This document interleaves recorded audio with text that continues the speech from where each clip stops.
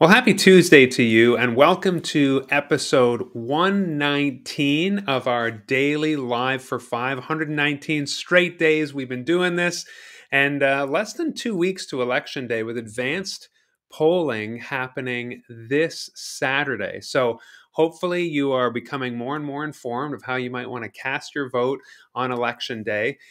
And to that end, today I want to talk about the carbon tax, carbon pricing, as it's more correctly called, cap and trade, that whole ball of wax that can be quite confusing at times. But the reason why I want to bring this up is because something interesting happened last Thursday at the Meet the Saint Croix Candidates event, where the incumbent MLA kind of leveled towards me, a couple of candidates down, that the Greens are in favor of the current carbon tax. Now, the carbon tax is being used as a bit of a cudgel to, hold up as a paragon of government charging you and making your life unaffordable. Okay, so I think it's important to, over the next few days, I just wanted to present a series that kind of reminds us of what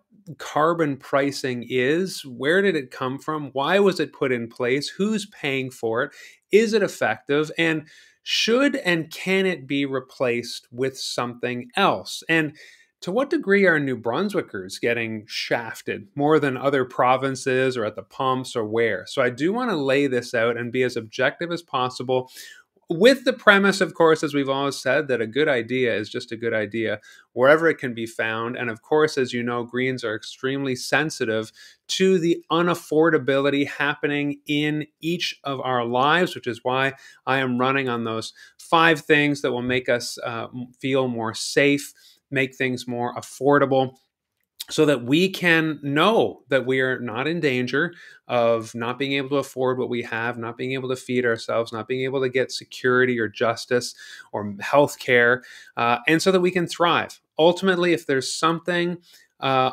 our communities imposed upon it, or just a lack of services, we are not able to thrive. And so let's dive in. I just want to say, do you remember the 90s? Because that's where we're going to start.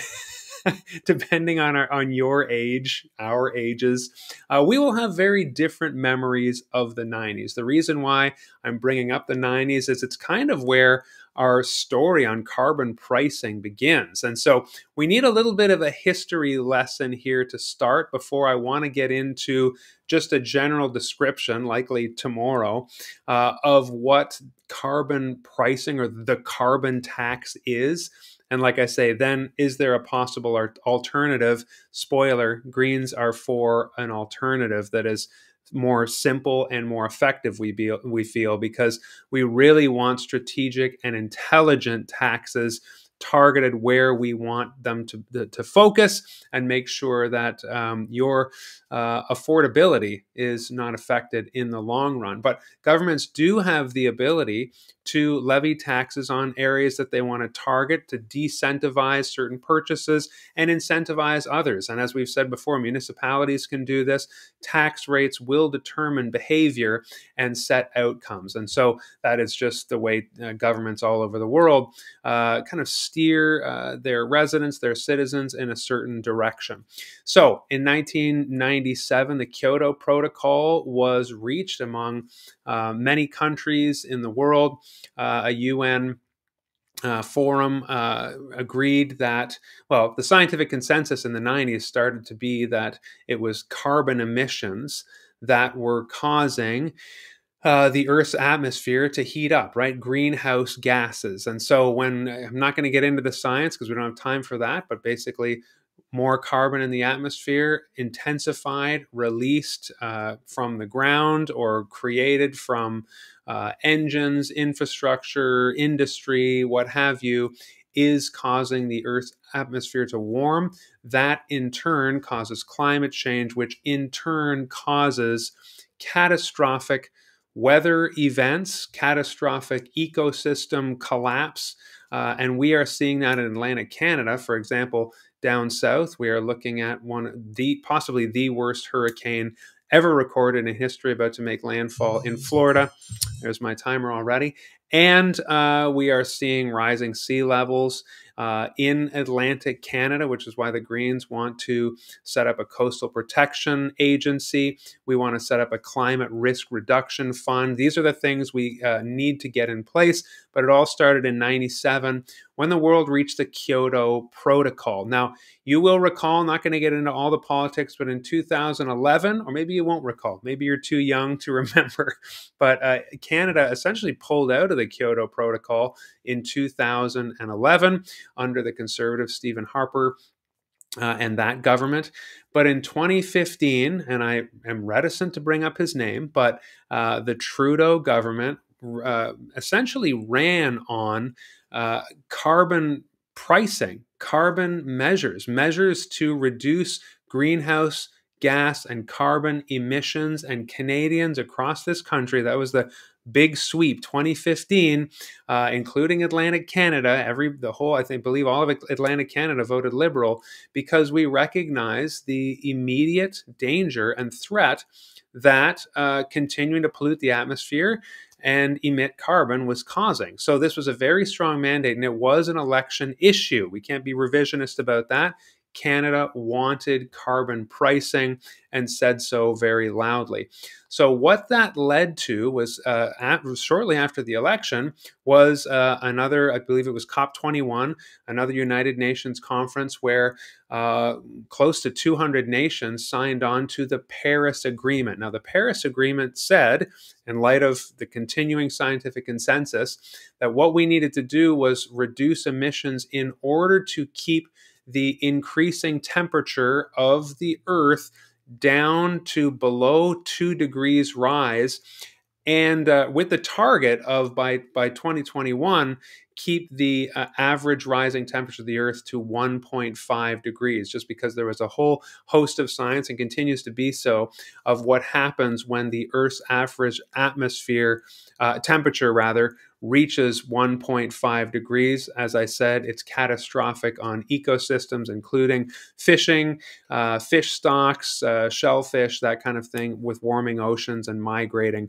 species. So that was the agreement that, again, nearly 200, it was kind of a revision of the Kyoto Accord. It's the Paris Agreements, legally binding. Canada signed on, again, because the Liberals won such a huge majority mandate, and Canadians wanted this. Shortly after that, the federal government and all of Canada's premiers in early 2016, so that happened in 2015, all that history, 2016 was the summit in Vancouver, and it went by the name of the Vancouver Declaration on Clean Growth and Climate Change. That's where all the premiers across the country and the federal government essentially agreed on this collaborative approach between the provinces, the territories, and the federal government to create a plan to reduce greenhouse gas emissions and enable, this is important, reduce greenhouse gas emissions and enable sustainable economic growth. So it was very much on the table that we are not going to simply create some sort of tax regime on industry that dampens or reduces economic growth. There was this sense that we need to, at the same time as reducing our greenhouse gas emissions, remaining economically competitive. And so that was a key part of that. Now, shortly after that, later in that year, Canada, in the House of Commons, the federal government, stood up and announced Canada's Greenhouse Gas Pollution Pricing Act. Yes, that is a mouthful, CGGPPA.